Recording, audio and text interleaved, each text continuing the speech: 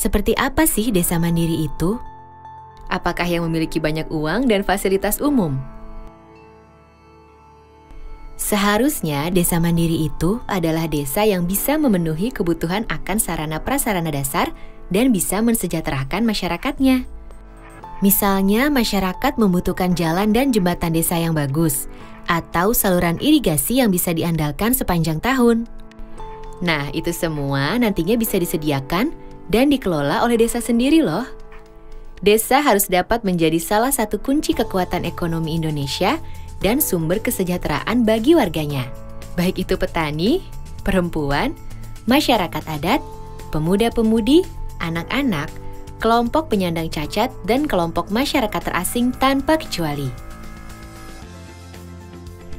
Nah, untuk mewujudkan desa mandiri itu, pemerintah telah mengesahkan Undang-Undang Nomor 6 Tahun 2014 tentang Desa, atau sering disebut Undang-Undang Desa. Undang-undang ini memberikan kesempatan bagi desa untuk menjalankan dan mengatur pembangunannya sendiri. Karena ya memang masyarakat desalah yang lebih tahu apa saja yang dibutuhkan untuk lebih maju dan sejahtera. Saat ini ada lebih dari 74.000 desa di negeri ini. Jadi, bayangkan seperti apa pengaruhnya bagi perekonomian Indonesia jika semua desa tersebut bisa menjadi desa yang maju dan sejahtera. Karena itu, pembangunan desa menjadi bagian penting dalam Undang-Undang Desa. Untuk itu, semua program pembangunan desa harus direncanakan oleh pemerintah desa bersama-sama dengan Badan Permusyawaratan Desa atau BPD dan masyarakat desa. Program-program ini harus dimusyawarahkan agar sesuai dengan kebutuhan masyarakat.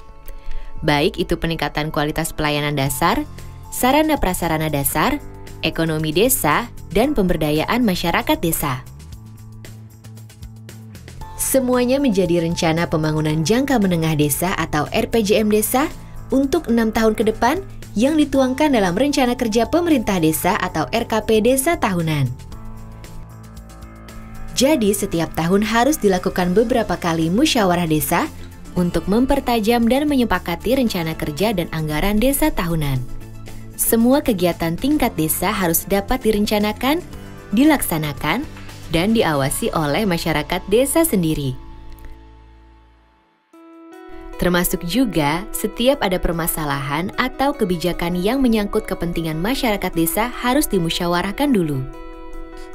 Dengan Undang-Undang Desa, desa diberikan kepercayaan penuh untuk mengelola anggaran desa sendiri. Dananya cukup besar loh, sesuai luas, jumlah penduduk, dan tingkat kemiskinan per desa. Sedikitnya 70% dari anggaran pendapatan dan belanja desa atau APB desa harus dimanfaatkan untuk pembangunan. Sedang untuk gaji dan operasional perangkat desa tidak boleh lebih dari 30%. Untuk itu, setiap desa harus bisa membuat dan mengelola rencana APB desa secara transparan dan dapat dipertanggungjawabkan. Pemerintah desa harus menjalankan sistem informasi desa, termasuk laporan keuangan desa yang bisa dilihat dan dipantau oleh siapa saja. Sistem ini juga berguna untuk memberikan saluran bagi masyarakat untuk menyampaikan keluhan yang ditemukan dan perkembangan penyelesaian masalah. Selain itu, Undang-Undang Desa juga membuka kesempatan bagi masyarakat desa untuk mengelola sendiri seluruh aset yang ada di desa. Kemudian, untuk meningkatkan pendapatan desa, desa dapat mendirikan badan usaha milik desa atau disebut BUM desa. Melalui BUM desa, masyarakat desa dapat meningkatkan sendiri kehidupan perekonomian perdesaan dan memanfaatkan hasilnya untuk kesejahteraan bersama. Salah satu semangat utama yang dibawa oleh Undang-Undang Desa adalah gotong royong. Bukan hanya antara masyarakat yang berada di satu desa saja, tapi juga dengan masyarakat yang ada di desa-desa tetangga. Undang-Undang Desa mendorong agar kerjasama antar desa ditingkatkan untuk memaksimalkan kemampuan dan sumber daya yang ada agar menjadi lebih besar dan kuat. Misalnya, pengembangan usaha bersama, kerjasama di pengelolaan lingkungan dan sumber daya alam, kegiatan pemberdayaan masyarakat, sampai dengan pengembangan kawasan perdesaan yang menggabungkan kemampuan dan aset desa-desa untuk mencapai kesejahteraan bersama. Untuk itu, Badan Kerjasama Antar Desa atau BKAD dapat didirikan atau ditingkatkan peran dan lingkupnya. Di samping itu, Undang-Undang Desa juga menekankan pentingnya peran lembaga kemasyarakatan desa untuk membangkitkan partisipasi semua masyarakat desa. Lembaga kemasyarakatan desa berperan sebagai mitra pemerintah desa dalam mengelola semua kegiatan pembangunan dan pemberdayaan desa, serta penggunaan dana desa secara bersama-sama. Dalam pelaksanaan pembangunan, setiap desa akan didampingi oleh pendamping desa. Pendamping desa akan membantu memastikan kualitas pembangunan desa sesuai harapan, termasuk kualitas pemberdayaan manusianya. Jadi, Undang-Undang Desa hadir untuk menguatkan identitas dan jati diri desa, serta memberikan kesempatan seluas-luasnya bagi desa untuk mengatur dan mengelola pembangunannya sendiri untuk lebih maju dan sejahtera. Dengan peran dan dukungan semua pihak sesuai bidangnya masing-masing, tentunya desa mandiri akan segera terwujud. Desa yang menjadi sumber hidup dan kesejahteraan bagi masyarakatnya, desa yang menjaga martabat dan kearifannya, desa yang menjaga lingkungan, budaya dan nilai-nilai tradisionalnya, serta desa yang dibangun dan dijaga secara mandiri dan gotong royong bersama oleh seluruh masyarakatnya. Jadi, ayo kita semua bersama-sama dukung Undang-Undang Desa.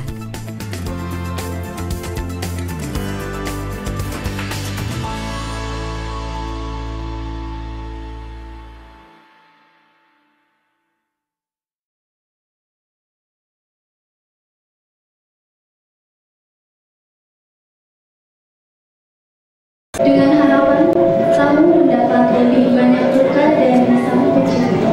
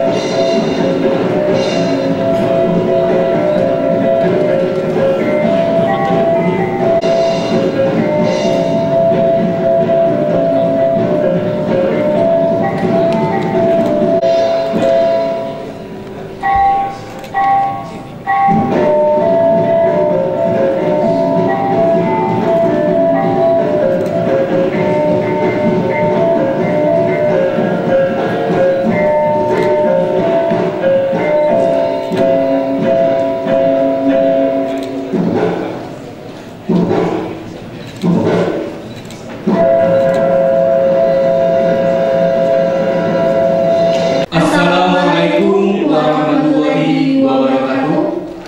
Selamat pagi, salam sejahtera bagi kita semua. Yang terhormat Direktur Jenderal Pembangunan dan Pemberdayaan Masyarakat Desa. Yang kami hormati Koordinator Institut Hijau Indonesia. Yang kami hormati Ekonom Kementerian Keuangan Republik Indonesia Wilayah Sulawesi Tengah. Yang kami hormati Gubernur Provinsi Sulawesi Tengah atau yang mewakili beserta jajarannya. Yang kami hormati Wali Kota dan Bupati se-Sulawesi Tengah beserta jajarannya. Yang kami hormati Rektor dan Wakil Rektor Universitas Tadulako beserta jajarannya. Yang kami hormati para dekan se-Universitas Tadulako serta seluruh tamu undangan dan peserta yang berkesempatan hadir pada pagi hari ini. Selamat datang di Seminar Nasional dengan tema Optimalisasi Pengelolaan Potensi Sumber Daya Ekonomi menuju Kemandirian Desa.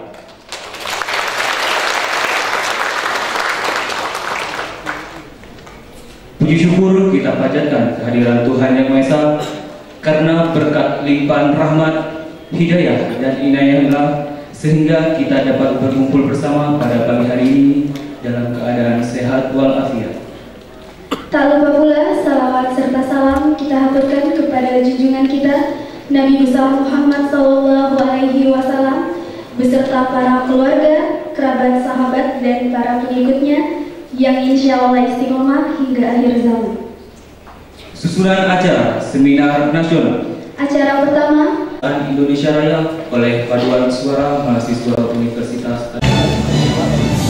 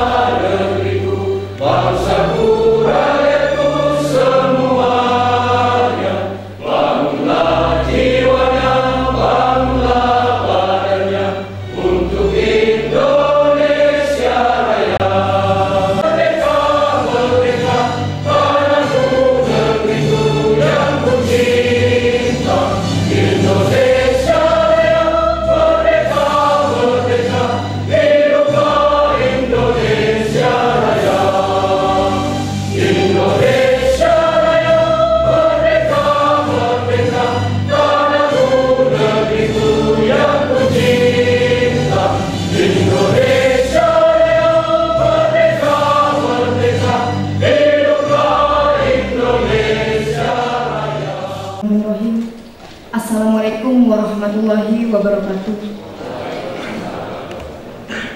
Selamat pagi, salam sejahtera untuk kita semua. Om Swastiastu. Yang terhormat Direktur Jenderal Pembangunan dan Pemberdayaan Masyarakat Desa beserta jajarannya. Yang kami hormati Rektor Universitas Tadulako dan Wakil Rektor beserta jajarannya. Yang kami hormati Gubernur Sulawesi Tengah atau yang mewakili. Yang kami hormati Wali Kota Palu atau yang mewakili.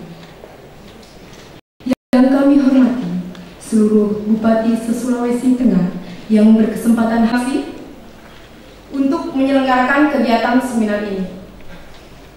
Kepada seluruh peserta, kami menyampaikan terima kasih yang sebesar-besarnya atas keikutsertaannya dan partisipasi dalam kegiatan seminar ini.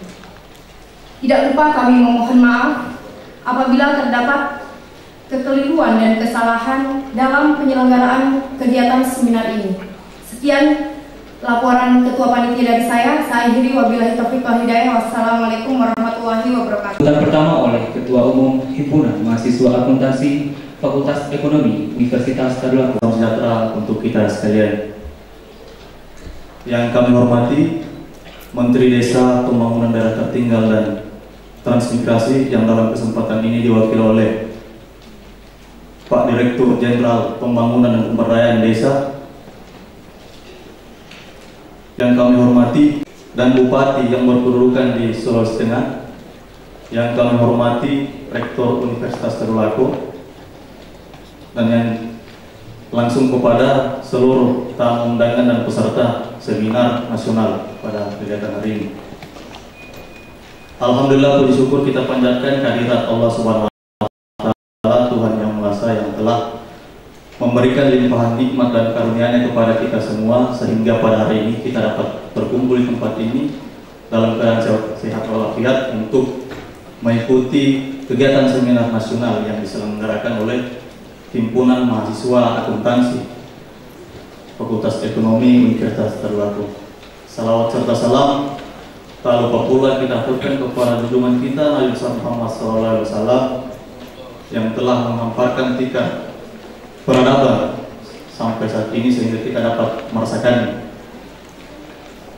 Hadirin sekalian yang kami hormati, menyambut hari ulang tahun Himaksi yang ke-20 tahun atau 2 dekade Himaksi, pada persiapannya yang kami mulai sejak beberapa bulan lalu, muncul sebuah ide, pemikiran, bukan gagasan untuk mengadakan kegiatan ini dengan tujuan bahwa dengan keberadaan Himaksi di bumi Tadulako ini dapat memberikan manfaat yang sebesar-besarnya dalam bentuk menjadi fasilitator antara pemerintah daerah atau pemerintah desa dengan pemerintah pusat untuk melakukan koordinasi secara lebih komprehensif mengenai problematika yang mungkin sedang dihadapi oleh masyarakat atau pemerintah desa saat ini, yang kemudian diharapkan pemerintah desa melalui program KKN yang diterapkan oleh Universitas Tadulako. Ya, saya pikir demikian yang dapat saya sampaikan. Sebelum saya tutup, saya ingin menyampaikan terima kasih sebesar-besarnya kepada seluruh pihak yang telah membantu dalam proses penyelenggaraan kegiatan ini. Kurang dan lebihnya mohon dimaafkan. Billahi taufiq wal hidayah. Wassalamualaikum warahmatullahi wabarakatuh. Yang kedua oleh Rektor Universitas Tadulako kepada Bapak Profesor Dr. Insinyur Muhammad Basir SEMS, disilakan. Bismillahirrahmanirrahim. Assalamualaikum warahmatullahi wabarakatuh. Selamat pagi, salam sejahtera bagi kita sekalian. Om Swastiastu. Yang kami hormati, yang kami banggakan, Bapak Direktur Jenderal Pemberdayaan Masyarakat Desa. Izinkan kami menyebut nama beliau, Bapak Profesor Ahmad Irani Yustika, MSc PhD. Selamat datang Pak Dirjen bersama seluruh rombongan di kampus Universitas Tadulako. Yang saya hormati Bapak Gubernur, yang dalam hal ini diwakili oleh Bapak Asisten Bidang Pembangunan Ekonomi Sekretariat Daerah Provinsi, Bapak Dr. Insinyur Sumba MSc. Yang kami hormati Bapak Wali Kota, Bupati atau yang mewakili beliau. Yang saya hormati pimpinan SKPD. Yang kami hormati para narasumber, Bapak Wakil Rektor, Bapak-Bapak Dekan, Wakil Dekan, Direktur Program Pasca Sarjana dan Wakil Direktur, teristimewa peserta seminar, khususnya anak-anakku yang terhimpun dalam Himpunan Mahasiswa Akuntansi Himaksi yang telah mengambil bagian terbesar mengorganisasi pelaksanaan seminar nasional pada pagi hari ini. Hadirin yang kami hormati, berbahagia sekali rasanya Allah masih memberikan rahmat, kesehatan, keafiatan kepada kita sekalian, sehingga pada hari ini alhamdulillah bisa berkumpul di Teateru Media Center Universitas Tadulako dalam rangka mengikuti seminar nasional. Kami tentu bangga anak-anak kami telah bisa memanage acara ini sehingga bisa terlaksana Tentu saja ada kekurangan, ada keterbatasan, tapi prinsip kami mahasiswa yang dalam proses pendidikan, biarkan mereka mandi keringat selama dalam latihan, agar di saat dalam peperangan tidak sampai mandi darah, kira-kira begitu. Jadi selamat untuk anak-anak kami. Keterbatasan itulah proses menuju kesempurnaan. Bapak Dirjen, Bapak Gubernur yang saya hormati, kami ini tidak tahu mengungkapkan apa, sebab Pak Dirjen adalah keluarga besar yang tidak bisa dipisahkan dengan Universitas Tadulako. Beliau memang adalah staf pengajar di Unibrau sebelum beliau mendapat amanah dari negara sebagai Direktur Jenderal Pembangunan dan Pemberdayaan Masyarakat Desa. Tetapi jujur beliau adalah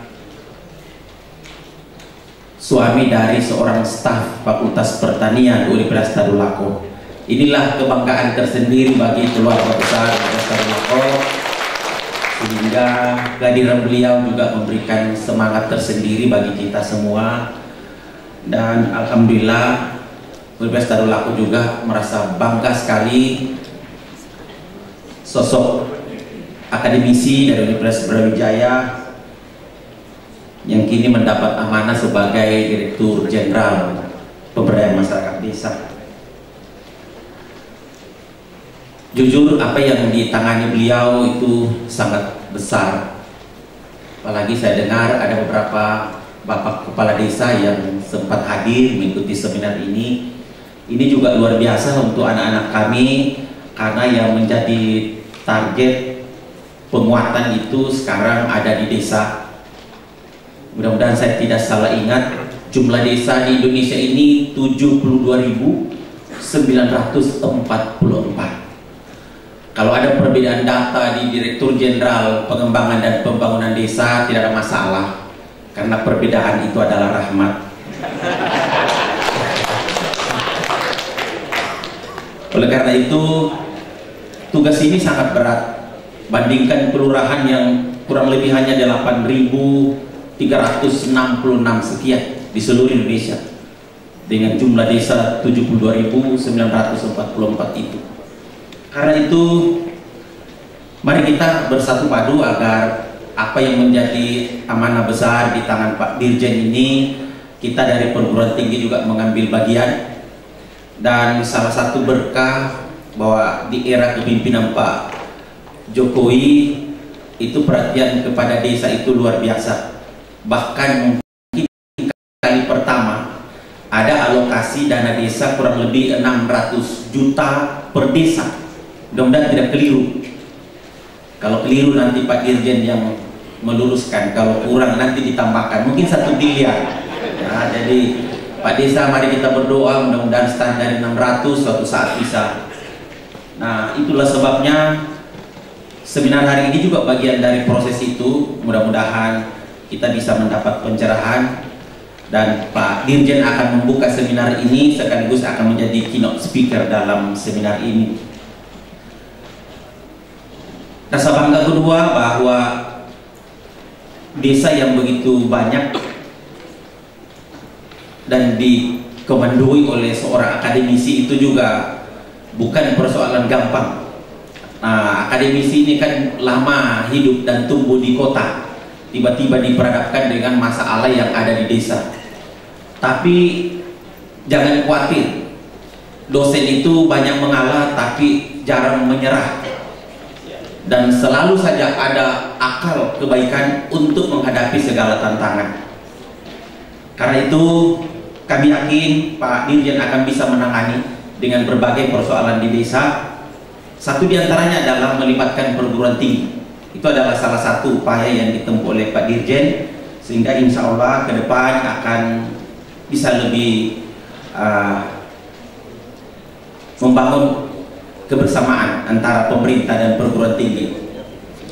Dan satu lagi kami titipkan ke Pak Dirjen bahwa di perguruan tinggi sama-sama kita ketahui ada aktivitas yang namanya kuliah kerja nyata, itu juga mungkin ke depan bisa menjadi bagian dari integrasi pelaksanaan pemberdayaan dan penguatan di desa, sehingga perguruan tinggi memang secara nyata bisa mengambil peran yang besar untuk penguatan dan pengembangan di daerah pedesaan. Dan yang terakhir ingin kami sampaikan bahwa Universitas Tadulako selalu siap jika Pak Dirjen memberikan amanah untuk mengambil bagian itu, karena kami tahu persis bahwa ke depan tantangan ini semakin besar, dan salah satu hikmah dengan adanya alokasi dana desa ini, dulu banyak orang yang tidak mau jadi kepala desa, alhamdulillah sekarang semakin banyak. Itu bukan karena uangnya, tapi mereka ini ingin mendapat tantangan bagaimana memanage keuangan secara akuntabel. Jadi jangan disalah tafsirkan, karena dengan bimbingan dari anak-anakku mahasiswa akuntansi, BPKP provinsi itu sudah menyampaikan akan melibatkan mahasiswa akuntansi membantu para kepala desa ini dalam rangka tata kelola yang baik terhadap dana desa itu. Saya kira ini saja yang bisa kami sampaikan. Sekali lagi selamat datang Pak Dirjen. Mohon juga Pak Gubernur memberikan sambutan sebelum Bapak Dirjen memberi sambutan sekaligus membuka seminar nasional ini. Mohon maaf kalau ada hal-hal yang kurang berkenan. Billahi taufiq wal hidayah. Assalamualaikum warahmatullahi wabarakatuh. Sebelum saya membacakan sambutan Gubernur, saya ingin menyampaikan salam hormat dan permohonan maaf Bapak Gubernur karena tidak bisa hadir pada kesempatan ini. Assalamualaikum warahmatullahi wabarakatuh. Salam sejahtera untuk kita semua. Om Swastiastu. Yang saya hormati Bapak Menteri Desa, Pembangunan Daerah Tertinggal dan Transmigrasi, yang dalam hal ini langsung diwakili oleh Bapak Dirjen Pembangunan dan Pemberdayaan Masyarakat Desa. Ini ada kayaknya ada semacam mafia tadi ya, mafia tadi dosen pertanian, tapi ada lagi satu mafianya Pak Rektor lupa, ada namanya mafia kontingen. Ini Pak Karnali harus ditampilkan banyak di sini, banyak teman-temannya Bapak di sini. Yang saya hormati Bapak Rektor Universitas Tadulako bersama para wakil rektor. Yang saya hormati Dekan Fakultas Ekonomi Universitas Tadulako bersama jajarannya, Ketua Umum dan Pengurus Himpunan Mahasiswa Akuntansi Fakultas Ekonomi Universitas Tadulako, para narasumber dan sivitas akademika, serta para peserta seminar nasional yang sama saya hormati. Puji dan syukur tak hentinya kita panjatkan kehadirat Tuhan Yang Maha Esa, berkat limpahan nikmat dan karunia-Nya sehingga kita masih diberikan kesehatan dan kesempatan untuk dapat berpartisipasi dalam seminar nasional bertema optimalisasi pengelolaan sumber daya ekonomi menuju kemandirian desa, yang merupakan salah satu rangkaian kegiatan memperingati 2 dekade Himpunan Mahasiswa Akuntansi Fakultas Ekonomi Universitas Tadulako Palu. Berkenaan dengan itu, atas nama pemerintah daerah Provinsi Sulawesi Tengah, saya ucapkan selamat dan sukses kepada Himpunan Mahasiswa Akuntansi Fakultas Ekonomi Universitas Tadulako yang tahun ini bertambah lagi usianya, yang diharapkan dapat terus memberikan eksistensi dan kontribusinya dalam berorganisasi dan beraspirasi di kalangan mahasiswa Fakultas Ekonomi UNTAD, sekaligus sebagai agen sosial dan agen pembangunan yang selalu siap sedia mengawal pemerintahan dan pembangunan di Sulawesi Tengah. Bapak Dirjen, Bapak Rektor, hadirin yang saya hormati, tema seminar yang diangkat saya nilai begitu relevan dengan isu aktual saat ini, di mana pembangunan wilayah perdesaan sedang digenjot sebagai prioritas dari penjabaran nawacita, yakni membangun wilayah Indonesia dari pinggiran dengan memperkuat wilayah desa. Adapun payung hukum adalah Undang-Undang Nomor 6 Tahun 2014 tentang desa telah membawa perspektif baru yang mana diakuinya otonomi bagi pemerintahan desa dan masyarakatnya untuk tumbuh dan berkembang secara mandiri dengan optimalisasi semua sumber daya yang ada di wilayahnya. Ditambah lagi, mulai tahun ini, seperti dikatakan Pak Rektor, pemerintah desa berhak memperoleh kucuran dana desa yang diperuntukkan untuk menstimulasi pertumbuhan ekonomi desa dan pembukaan usaha-usaha produktif yang baru di desa, supaya warganya menjadi lebih betah bekerja di desa daripada harus berurbanisasi ke pusat-pusat kota yang justru akan membebani tugas-tugas pemerintah kota dalam menyelesaikan persoalan pengangguran, kemiskinan, wilayah kumuh, dan masalah-masalah sosial lainnya sebagai dampak daripada urbanisasi. Perlu kami sampaikan bahwa Provinsi Sulawesi Tengah jumlah desa kalau tidak salah sejumlah 1840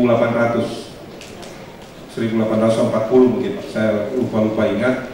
Dan ini juga sementara kita melakukan pembinaan, jadi ada melalui Badan Pemberdayaan Masyarakat Desa, kita juga sudah mencoba memanggil atau melatih para kepala desa dalam rangka menyikapi tentang adanya kucuran dana desa. Mungkin ini merupakan berkah, tapi juga bisa menjadi berbahaya apabila tidak ditangani dengan baik. Oleh karena itu, dengan diadakannya seminar ini menjadi momentum strategis untuk menyamakan persepsi antar stakeholder melalui sharing pengetahuan yang bermakna antara peserta dengan narasumber ahli di bidangnya masing-masing dalam menyikapi dinamisasi desa menuju kemandirian. Dan saya harap seluruh peserta dapat menyampaikan argumen-argumen yang kritis dan cerdas, namun tetap santun menyangkut tema yang diangkat. Akhirnya, atas nama pemerintah daerah Provinsi Sulawesi Tengah, saya ucapkan selamat melaksanakan seminar, dan semoga pemikiran-pemikiran yang terhimpun dapat dielaborasikan menjadi rekomendasi konstruktif guna mengoptimalkan pengolahan sumber daya ekonomi desa menuju kemandirian desa. Peserta seminar yang saya hormati, demikian hal yang dapat saya sampaikan. Semoga Tuhan Yang Maha Kuasa meridhoi, memudahkan, dan melancarkan seminar ini, sehingga hasil-hasilnya bisa menginspirasi dan mendorong kita semua dalam mencurahkan segenap pikiran dan tenaga membangun daerah, bangsa, dan negara Indonesia. Sekian dan terima kasih. Wassalamualaikum warahmatullahi wabarakatuh. Om Santi Santi Santi Om. Keynote speech oleh Direktur Jenderal Pembangunan dan Pemberdayaan Masyarakat Desa sekaligus membuka acara pada pagi hari ini kepada Bapak Profesor Ahmad Eraniustika, SE, MSc, PhD, disilakan. Bapak Profesor Dr. Insinyur Muhammad Basir, beliau namanya sudah lama saya mendengarnya, gitu ya. Harum sekali namanya. Dan ketika tadi masuk ke kampus ini agak kaget juga setelah sekitar 4-5 tahun tidak berkunjung ke kampus ini, gitu. Cuma sampai di sekitar ya jalan-jalan sekitar jalan Cendrawasih saja lah, sekitar situ. Luar biasa perubahan di kampus ini. Insya Allah itu berkah bagi kita semua. Yang saya hormati Bapak Gubernur atau yang mewakili Bapak Dr. Elim Sumba. Bapak Elim juga senior, sahabat lama gitu. Waktu saya masih menempuh S2 atau S3, Pak Elim pernah berkunjung ke Göttingen. Saya ingat pasti, dan nasihat serta pengalaman-pengalaman beliau pada saat itu membuat sekolah menjadi agak lebih ringan di sana gitu. Kurang lebih semacam itu lah. Tepuk tangan untuk Pak Elim. Yang saya hormati Bapak Wali Kota, Bapak Bupati Sulawesi Tengah atau yang mewakili. Yang saya hormati para akademisi dari Universitas Lampung, khususnya dari Fakultas Ekonomi. Yang saya hormati para pejabat di lingkungan Universitas Lampung, dari mulai rektorat, dekan maupun jurusan. Yang saya hormati para peserta, mahasiswa, dan tadi disebut-sebut ada kepala desa. Saya senang sekali kalau seandainya ada kepala desa yang hadir di sini. Mudah-mudahan nanti setelah acara pidato sebentar ini, mudah-mudahan gak lama nanti saya bisa ketemu dengan para kepala desa. Siapa tahu barangkali ada unek-unek yang ingin disampaikan, kecuali tambahan dana tadi. Kalau unek-unek bisa saya jawab. Yang saya hormati panitia seminar yang telah menyelenggarakan acara ini, dan panitia itu gigih sekali gitu. Tiba-tiba datang ke kantor di Jakarta sana minta bertemu gitu. Pada saat itu saya menjelang rapat, saya minta sekitar saya mungkin jadwal besok gitu. Nggak mau panitianya ini, harus ada juga gitu. Terus akhirnya kami bertemu, ya sudah mungkin 5-10 menit saya bisa gitu. Akhirnya bertemu, dan kurang lebih saya kira 30 menit bertemu pada saat itu. Setelah itu masih menghubungi Pak Adam untuk meminta bantuan. Nah, kalau Pak Adam sudah turun tangan, saya susah. Karena pada saat saya sekolah dulu, beliau adalah kepala sukunya di Göttingen. Para sekalian yang saya hormati, puji syukur atas kehadirat Allah Subhanahu Wa Taala yang telah memberikan kita rahmatnya dan lindungannya sehingga kita semua bisa hadir di sini dalam acara yang sangat bagus ini, yang sangat mulia ini. Mudah-mudahan kita semua diberikan kekuatan untuk bisa menunaikan tugas-tugas kita selanjutnya. Tadi Bapak Rektor sudah menyampaikan, juga Bapak Gubernur dalam pidato yang disampaikannya, bahwa sekarang ini ada perubahan yang cukup besar yang ingin dilakukan oleh pemerintah menyangkut pembangunan. Kata pembangunan ini sudah kita dengar sangat lama, apalagi kalau kita menjadi mahasiswa. Rasanya hampir setiap hari kita mendengar istilah itu. Bahkan banyak mata kuliah kalau di Fakultas Ekonomi yang menggunakan kata pembangunan tadi sebagai mata kuliah wajib yang harus ditempuh. Misalnya ekonomi pembangunan, perencanaan pembangunan, dan seterusnya. Nah, kita sejak Indonesia merdeka, saya kira sudah melakukan seluruh ikhtiar yang terbaik untuk melakukan pembangunan. Hasilnya sebagian sudah bisa kita lihat dan nikmati hari ini. Misalnya Indonesia hari ini dalam forum internasional, forum ekonomi internasional, bisa cukup berbesar hati karena sudah masuk ke dalam 20 negara dengan ukuran terbesar di dunia yang kita sebut dengan G20. Jadi setiap tahun presiden duduk bersama dengan para kepala negara maju di negara-negara maju seperti Amerika Serikat, Jerman, kemudian Jepang, Korea Selatan, dan seterusnya. Jadi dari 200-an lebih negara di dunia, Indonesia masuk di dalam kelompok elit dunia tadi. Dan saya kira itu juga hasil dari pembangunan yang kita lakukan selama puluhan tahun tadi itu. Indonesia sampai hari ini menjadi salah satu negara yang kita atau sering disebut paling menarik sebagai lokasi investasi. Negara-negara maju seperti Amerika Serikat, kemudian Belanda, Jepang, Cina, ASEAN diwakili oleh Singapura, itu merupakan negara-negara yang selama ini menjadi penyumbang terbesar investasi asing di Indonesia, dan masih banyak negara lain. Saya kira sampai hari ini sudah masih terus berlangsung. Nah, untuk menjadi negara yang menarik investasi itu banyak persyaratan yang harus dipenuhi, dan itu terkait dengan aspek-aspek sebagian besar ekonomi. Di luar itu kita pendapatan per kapita juga meningkat, infrastruktur dengan segala keterbatasan yang ada terus tumbuh. Nah, itu yang kita lihat dari pembangunan yang kita jalankan selama ini. Tentu masih banyak hal lain yang bisa kita sebut mengenai prestasi yang sudah dicapai oleh pemerintah sebelumnya dalam proses pembangunan tadi itu.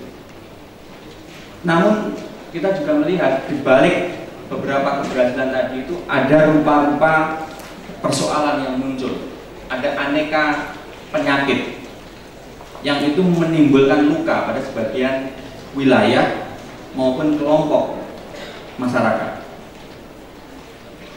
Ini saya kira masalah-masalah tadi sebagian klise. Misalnya saya menyebut pembangunan hanya terkonsentrasi pada wilayah Indonesia bagian barat. Sampai hari ini Jawa dan Sumatera itu menyumbang kurang lebih 81% sampai 82% PDRB di Indonesia. Jawa dan Sumatera. Sehingga 5 pulau yang lain itu menyumbang hanya sekitar 18% saja terhadap PDB di Indonesia. Sulawesi, Kalimantan, Papua, Nusa Tenggara, dan seterusnya. Bahkan ketika otonomi daerah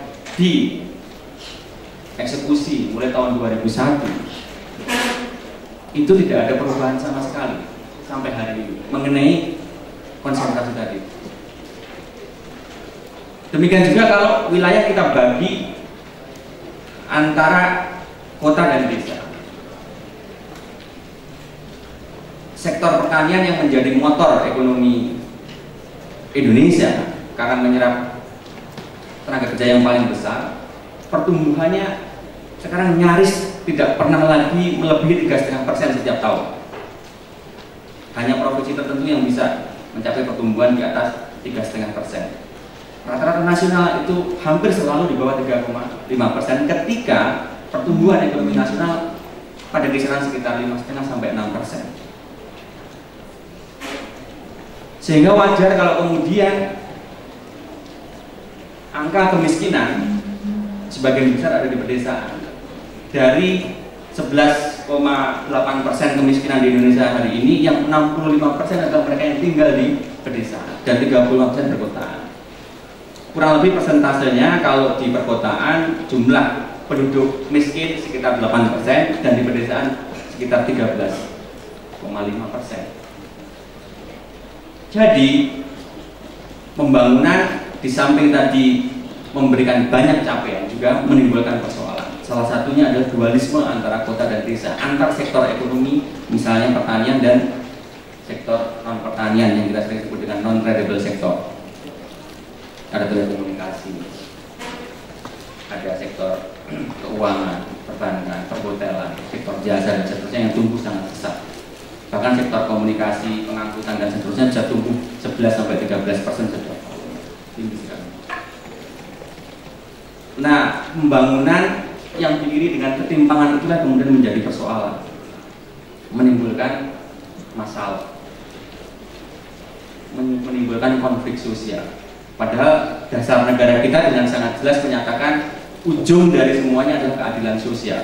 Nah, keadilan sosial tidak akan pernah tercapai kalau seandainya salah satu pilarnya, yakni keadilan ekonomi, tidak bisa diperoleh. Bapak Ibu sekalian yang saya hormati, itulah yang kemudian menyebabkan pemerintah membuat platform pembangunan yang diberi nama Nawacita tadi itu. Nawacita tentu tidak berbicara hanya pada aspek ekonomi. Semua dimensi pembangunan ingin disentuh secara proporsional, sehingga nantinya diharapkan ujung dari pembangunan tadi itu ada keselarasan pada hampir semua dimensi tadi itu. Tidak boleh satu dimensi mendominasi, bahkan hegemonik dibandingkan dimensi yang lain. Pembangunan ekonomi memang penting, tetapi bukanlah segala-galanya. Dia harus berjalan sama kencangnya dengan dimensi sosial, budaya, politik, hukum, dan seterusnya. Semuanya harus menjadi satu kesepakatan. Nah, itulah yang kemudian menjadi panduan pemerintah hari ini untuk berjalan di masa yang akan datang.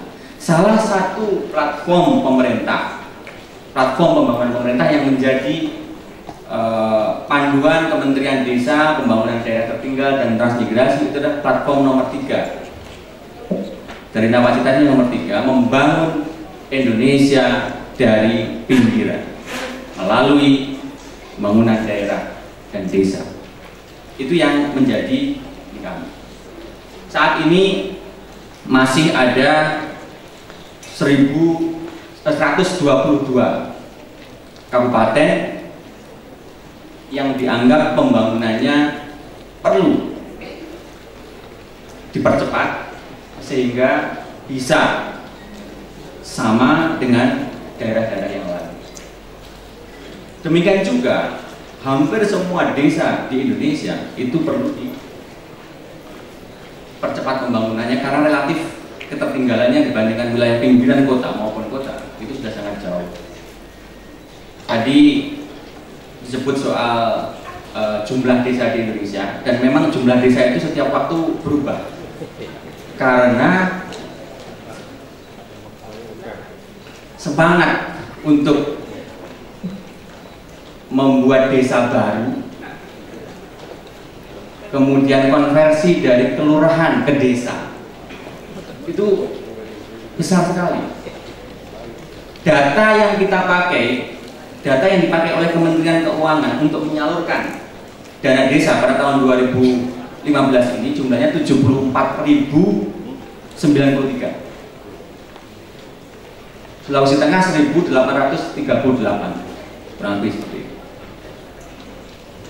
Itu 74.093. Sekarang ini data dari Kementerian Dalam Negeri, jumlah desanya sudah mencapai 74.790-an. Sudah ada 600-an tambahan dalam waktu setahun ini. Tambah 600 desa, 600 lebih barangkali, 650-an. Nanti akhir tahun baru akan ditabulasi oleh Kementerian Dalam Negeri berapa sebetulnya, itu akan menjadi acuan untuk menyalurkan dana desa pada tahun 2016. Nah, jadi kementerian kami bertanggung jawab untuk mengawal agar pembangunan daerah tadi itu termasuk desa. Nah, dalam hal inilah kemudian pemerintahan kali ini harus bersyukur kepada pemerintahan sebelumnya, karena di ujung pemerintahan sebelumnya akhirnya disetujui rancangan undang-undang desa yang kemudian kita kenal dengan Undang-Undang Desa Nomor 6 Tahun 2014. Pembahasannya lama, itu mulai tahun 2011, awal tahun 2012 undang-undang itu sudah dibahas antara pemerintah dengan DPR, dan baru diputuskan pada awal 2014.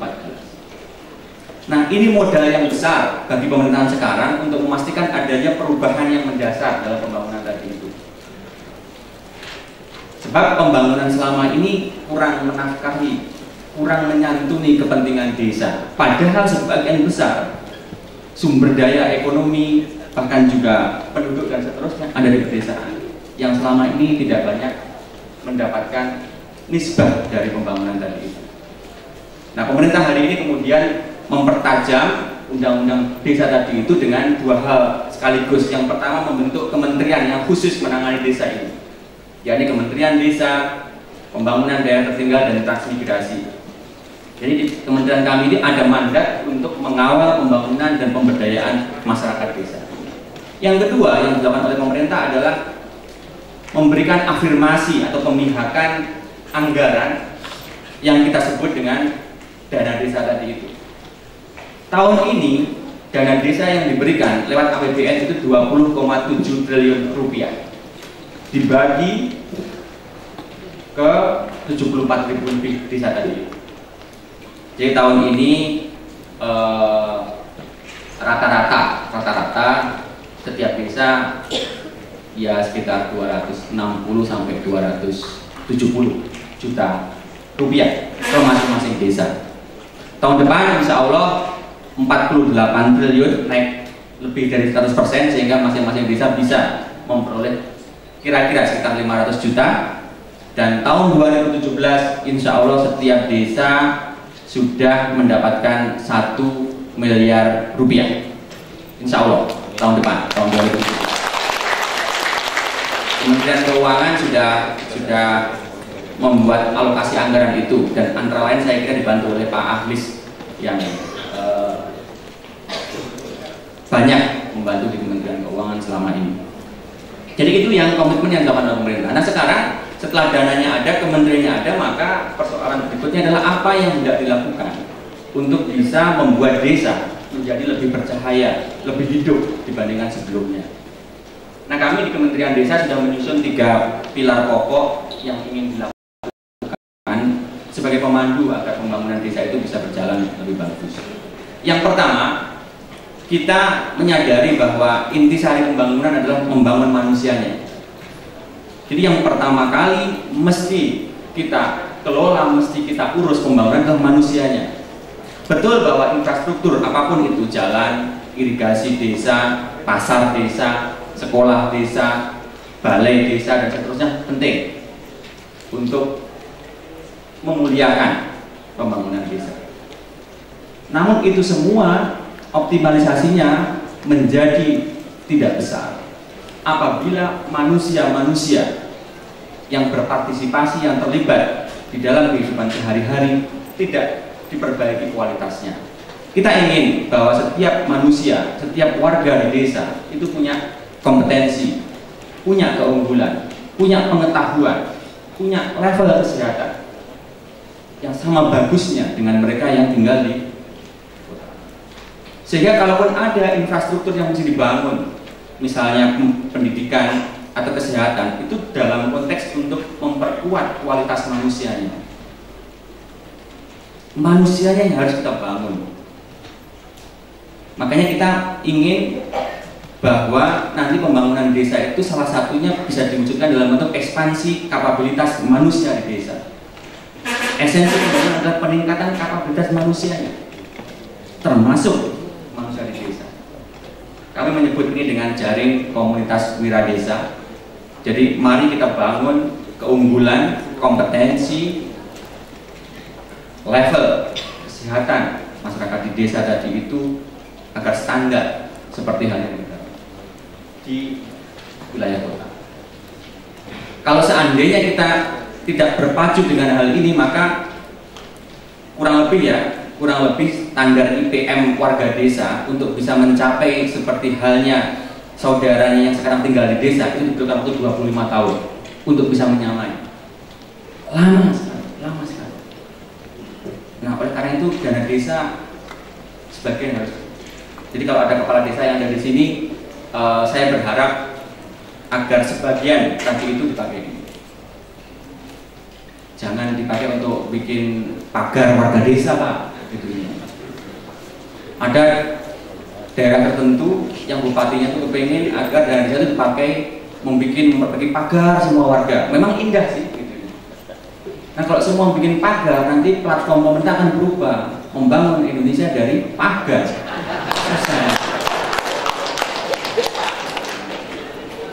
Memang indah kayak gini. Tapi manusianya harus manusianya. Gitu. Benar-benar harus. Yang kedua, desa itu punya segala persyaratan untuk bisa mandiri secara ekonomi. Desa memiliki hampir semua sumber daya yang dibutuhkan untuk bisa menghidupkan nadi ekonomi di desa. Nyaris semuanya ada. Jadi Tuhan memberkahi kita semua dengan karunia sumber daya alam misalnya yang luar biasa. Tapi sebagian dari situ belum kita optimalisasikan. Bayangkan kebutuhan beras saja di Indonesia kita hanya dengan menggunakan 9 juta hektar lahan sawah di Indonesia. Mohon saya dikoreksi Pak Kasih kalau datanya salah gitu, karena beliau yang lebih paham. Kurang lebih kalau sawah 9 juta hektar itu bisa menghidupi kebutuhan, bisa mencukupi kebutuhan beras di Indonesia. Tadi sebagian berasnya beras kuning bahkan mulai disebar di sini gitu, karena saking banyaknya beras di Indonesia. Simbol keberkahan kita. Ini kalau beras kuning seperti ini jarang sekali kita dapatkan, mungkin hanya ada di sini. Tapi saya sempat melihat satu persatu. Itu kalau boleh nanti saya pungut lagi, saya bawa cerita. Itu luar biasa ininya, kekayaan alam di Indonesia. Tapi dalam mengoptimalisasikan sumber daya alam tadi ada banyak persoalan di Indonesia. Satu, desa punya sumber daya ekonomi, tapi problemnya adalah tidak seluruh sumber daya ekonomi di desa tadi dikuasai atau dimiliki oleh desa atau warga desa. Sebagian sudah berpindah, sebagian penguasaannya dimiliki oleh orang-orang yang tidak tinggal di desa tadi. Sehingga ketika itu misalnya berkembang, produksinya meningkat, tidak serta-merta kemudian kesejahteraan juga diikuti oleh masyarakat desa. Nah, oleh karenanya satu yang mesti diperhatikan dalam sini adalah sumber daya ada, tapi pastikan bahwa penguasaan, kepemilikan warga desa terhadap sumber daya ekonominya itu betul-betul ada dalam genggaman mereka. Ini bukan perkara hanya di Indonesia Pak, pada level di desa Pak, tapi pada level nasional pun ini perkara kita. Banyak sumber daya ekonomi di Indonesia, tetapi yang menguasai, yang memiliki bukan kita. Di Sulawesi Tengah saya kira ada banyak perkebunan besar. Di sini ada perkebunan teh, ada perkebunan kopi, ada perkebunan kelapa dan seterusnya. Tapi mungkin bisa dicek datanya siapa yang memiliki perkebunan tadi. Ada kelapa sawit saya kira juga. Jangan-jangan perusahaan A besar di Jakarta dan seterusnya, atau sebagian mungkin Malaysia dan seterusnya, bukan lagi menjadi itu. Sehingga keberhasilan perkebunan tadi itu tidak lagi menjadi perayaan bagi warga desa tadi. Nah, ini yang harus kita pastikan. Kepala desa harus memiliki pengetahuan, sudut pandang, perspektif semacam itu untuk mengelola itu sebisa mungkin. Siapa yang menguasai, siapa yang memiliki sumber daya, itulah yang akan memprediksi yang paling besar dari kegiatan ekonomi. Itu sudah rumus ekonomi, diajarkan pada semester pertama kalau kita kuliah di Fakultas Ekonomi. Yang memegang faktor produksi ini akan memperoleh bagian paling besar. Yang kedua, masalah kita adalah akses atas sumber daya ekonomi tadi itu. Mungkin Bapak Ibu sekalian di sini beberapa waktu lalu mendengar kasus di Lumajang. Sebuah desa yang memiliki sumber daya pasir, dan memang kualitasnya bagus sekali. Jadi setiap di Jawa Timur itu kalau ingin membangun rumah sebisa mungkin mendatangkan pasir dari Lumajang. Memang bagus sekali kualitasnya. Nah, desa tadi itu dipenuhi dengan sumber daya tadi itu. Tapi aksesnya hanya dikuasai oleh elit desa tertentu. Warga desa tidak semuanya atau sebagian besar bisa memperoleh manfaat dari sumber daya tadi itu. Tidak ada aturan main yang dibuat yang memungkinkan sebagian besar warga desa mendapatkan manfaat dari sumber daya tadi itu.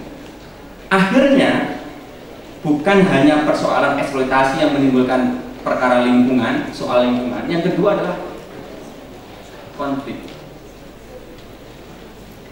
Elit capture terjadi. Hanya elit tertentu yang bisa. Saya kira kasus seperti di Lumajang itu banyak sekali yang serupa, cuma tidak terberitakan. Bahkan banyak yang meninggal sekalipun tidak pernah menjadi berita karena tidak bisa diakses oleh media. Itu banyak sekali. Kasus di Kalimantan, di Sulawesi saya kira juga ada, di Sumatera, di Jawa, merata sama. Nah, kita menyebutnya program yang kedua itu adalah lumbung ekonomi desa. Lumbung ekonomi desa, kita berharap agar setiap desa di Indonesia itu bisa memiliki kemandirian seperti halnya judul dalam seminar kita kali ini, memiliki level kemandirian untuk bisa menafkahi kehidupan ekonomi warganya. Tidak perlulah tadi disebutkan, tidak perlulah kalau misalnya untuk mendapatkan level kesejahteraan pada tingkat tertentu harus melakukan urbanisasi, bekerja di sektor informal, cukup di desa. Beberapa desa di Jawa itu karena tidak ada lahan yang memadai, mereka nggak punya rumah tangga, memiliki tanah yang cukup. Ketika ingin memelihara ikan, mereka itu memakai drum untuk memelihara ikan lele tadi itu. Drum yang dipakai karena nggak ada lahannya. Dan ternyata itu bisa mencukupi pendapatan pada rumah tangga yang bersangkutan hanya dari beberapa drum yang di. Nah, sementara di daerah-daerah lain lahan itu luar biasa banyaknya, yang belum dioptimalisasikan. Nah, nanti lembaganya bisa dibangun, ada koperasi yang sudah menjadi mandat pasal 33 ayat 1, kemudian badan usaha milik desa yang ditekankan dalam undang-undang desa, silahkan dipilih, silahkan saja. Ada banyak badan usaha milik desa yang sudah jalan dan relatif berhasil. Itu yang mesti dilakukan, dan saya kira banyak nanti ide-ide yang bisa diteruskan, bisa mencontoh desa-desa yang sudah berhasil dan seterusnya. Dan yang terakhir adalah kita menyebutnya dengan lingkar budaya desa. Jadi kita ingin yang disebut dengan pemberdayaan pembangunan itu adalah kerja budaya. Tidak mesti bahwa pembangunan itu harus dikonversi dengan nilai ekonomi tertentu. Pembangunan itu merupakan bagian dari gerak sosial, merupakan nafas kolektivitas warga desa. Betul-betul hal yang muncul dari bawah tadi, kesadaran bersama masyarakat.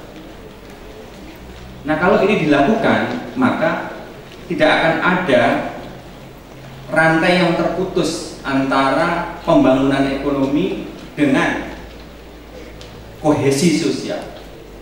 Nah, selama ini kerap kali kita menjumpai bahwa pembangunan ekonomi berhasil, tetapi yang terjadi pada aspek budayanya sosial itu mengalami erosi. Seakan-akan kalau pembangunan ekonomi melesat, maka gotong royong itu hilang, nilai-nilai tadi itu lenyap. Padahal tidak harus semacam itu. Pembangunan harus kita maknai sebagai kebersamaan, persaudaraan. Dan itu intisari dari misalnya gerakan koperasi kalau di bidang ekonomi. Kita sebetulnya iri juga punya konstitusi. Membangun desa tidak boleh mengadopsi seperti halnya model pembangunan yang selama ini dilakukan. Karena pembangunan yang kita pilih selama ini di samping keberhasilannya menimbulkan aneka luka tadi, yang itu tidak boleh kita ulangi, apalagi kita adopsi di desa. Kita ingin membuat sebuah pembangunan yang selaras antar dimensi tadi itu. Nah, lingkar budaya desa ini yang dikembangkan. Saya kira ini hal yang cukup ideal, tentu tidak mudah untuk dilakukan. Dan oleh karena itu kami melakukan banyak silaturahmi ke perguruan tinggi, ke organisasi kemasyarakatan, menggandeng lembaga swadaya masyarakat, serta kelompok-kelompok strategis lainnya, misalnya asosiasi petani, pedagang. Banyak yang kita rangkul untuk memastikan agar hal-hal yang ideal tadi itu bisa dilakukan dan bisa dipercepat. Tidak mungkin ini dilakukan oleh satu kementerian, tapi harus dipurung oleh semua kementerian dan juga perguruan tinggi tadi itu. Nah, oleh karenanya nanti kerjasama dengan perguruan tinggi saya kira tidak hanya dalam bentuk seminar semacam ini.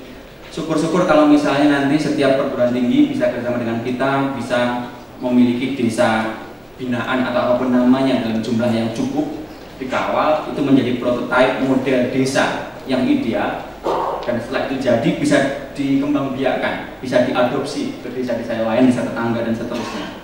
Kalau itu dilakukan oleh hampir semua perguruan tinggi di Indonesia, saya kira beban ini tidak akan menjadi berat, menjadi jauh lebih ringan, jauh lebih ringan. Nah, ini yang bisa saya sampaikan.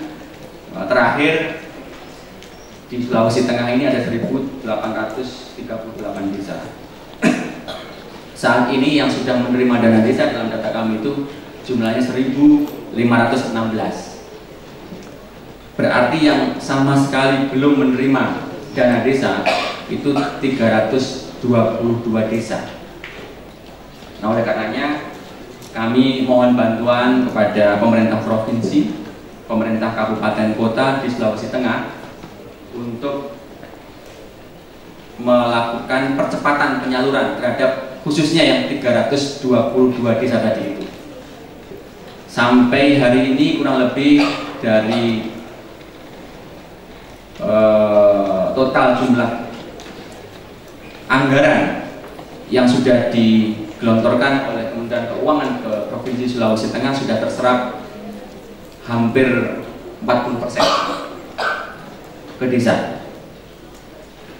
Karena waktu sudah mepet, sekarang akhir Oktober, maka mudah-mudahan ini semua bisa segera disalurkan dan menjadi pendorong bagi kegiatan pembangunan ekonomi di desa.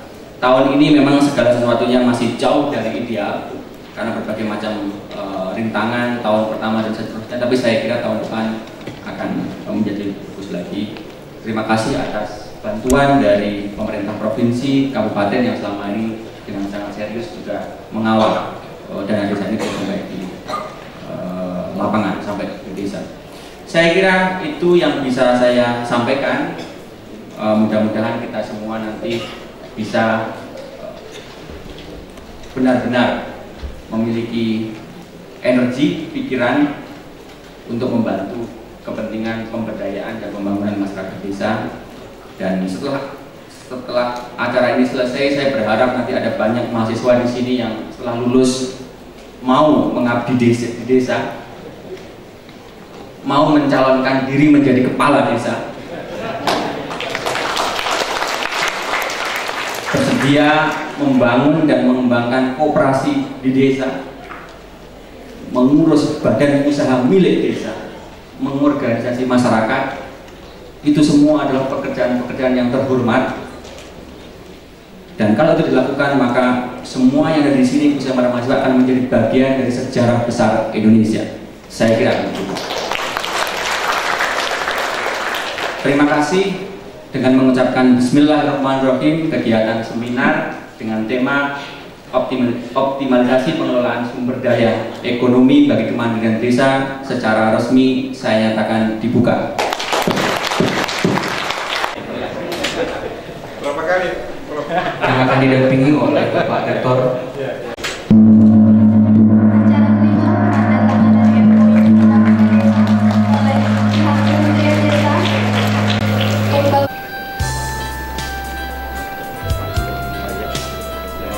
Yang pertama, cendramata dari Kementerian kepada pihak Universitas Tadulako.